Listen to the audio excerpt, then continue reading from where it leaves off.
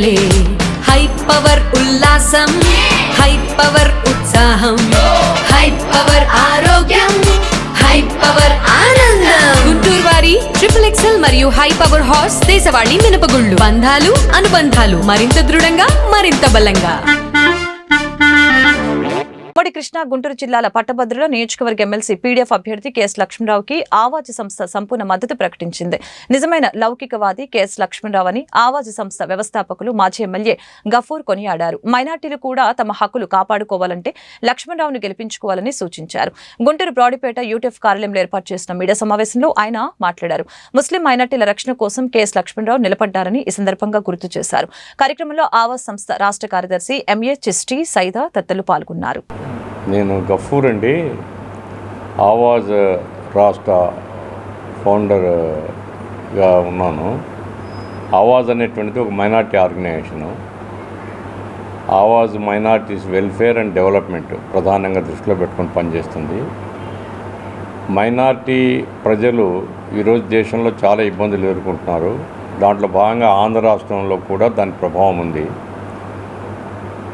కేంద్ర ప్రభుత్వం NRC NPR పేరిట సిటిజన్షిప్ యాక్ట్లో మార్పులు తీసుకుని వచ్చి చేసిన సందర్భంలో ముస్లింలు పౌరులు అవునా కాదా అనేటువంటి ప్రశ్న తలెత్తింది. ముస్లింల యొక్క రక్షణ కోసం ఆ రోజుల్లో మేము మిగతా లౌకిక సంస్థలన్నింటినీ కలిపి ఇక్కడ లౌకిక రాజ్యాంగ పరిరక్షణ సంస్థ ఒకదాన్ని ఏర్పాటు చేసినప్పుడు మాకు అన్ని విధాలా తోడ్పాటు ఇచ్చింది లక్ష్మణరావు గారు.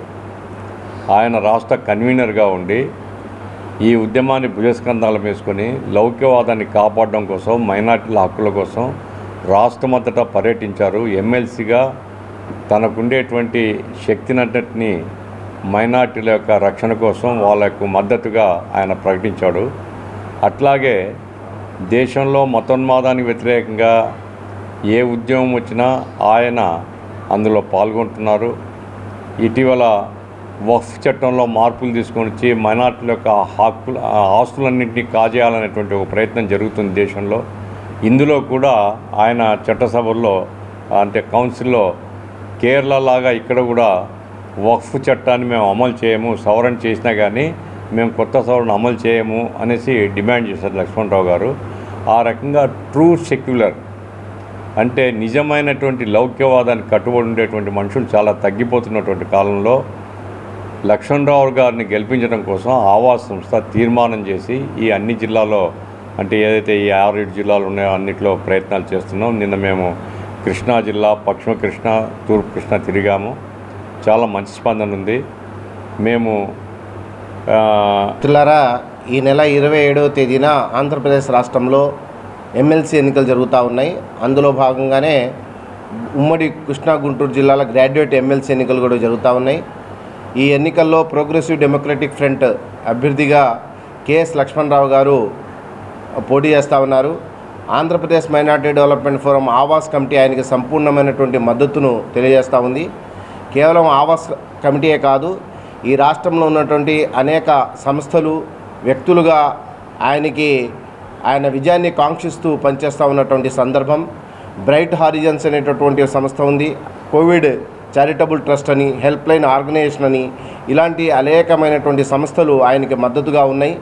ఈరోజు దేశవ్యాప్తంగా మతోన్మాదం చాలా తీవ్రంగా ఉన్నటువంటి నేపథ్యంలో ఆంధ్రప్రదేశ్ రాష్ట్రంలో కూడా గత కొద్ది కాలంగా చూస్తే మీరు తిరుపతి లడ్డు అని, హైందా శంఖారావం అని చెప్పి రకరకాలుగా ఈ రాష్ట్రంలో కూడా మతోన్మాదాన్ని జొప్పించే ప్రయత్నం జరుగుతూ ఉన్నటువంటి నేపథ్యంలో ఈ రాష్ట్రంలో మత సామరస్యం ఉండాలని చెప్పి, లౌకికవాదం పునరుద్ధరించబడాలని చెప్పి కోరుకునేటటువంటి ఒక అభ్యుదయవాదిగా గతంలో కూడా ఆయన పనిచేసి ఉన్నారు.